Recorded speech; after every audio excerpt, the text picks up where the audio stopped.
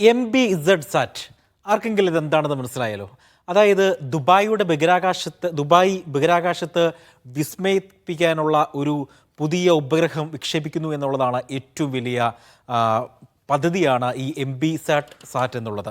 അതായത് UAE തദ്ദേശീയവുമായി വികസിപ്പിച്ച ഭൗമ നിരീക്ഷണ ഉപഗ്രഹമായ MBSat ഈ മാസം വിക്ഷേപിക്കും. ബഹിരാകാശ രംഗത്ത് UAEയുടെ ചരിത്ര ദൗത്യവുമായി വിശേഷിപ്പിക്കുന്ന പദ്ധതി കൂടിയാണ് MBSat. ആദ്യം ഗൾഫിലേക്ക് ഈ വാർത്തയുടെ വിശദാംശങ്ങൾ നോക്കാം.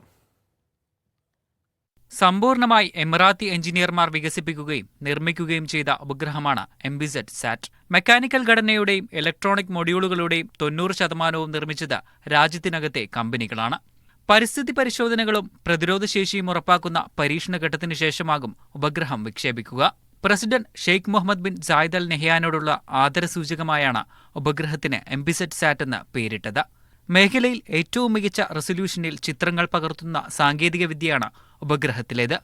പരിസ്ഥിതി നിരീക്ഷണം, ദുരന്ത നിവാരണം, നാവിഗേഷൻ, കാർഷിക വികസനം തുടങ്ങിയ ആവശ്യങ്ങൾക്കാണ് ഉപഗ്രഹം നൽകുന്ന ഡാറ്റ പ്രധാനമായും ഉപയോഗിക്കുക.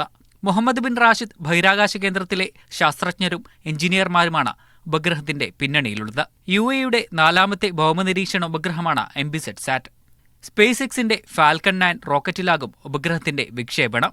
Media 1 Dubai.